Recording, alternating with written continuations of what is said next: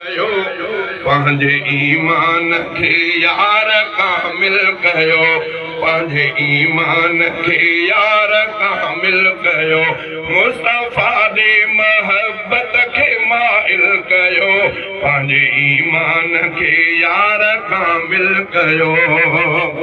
पंहिंजे औलाद घर माल खां वधि मिठो मीर मदनीअ सां दिल में अक़ीदत रखो, पंहिंजे औलाद घर माल खां वधि मिठो मीर मदनीअ सां दिल में अक़ीदत रखो।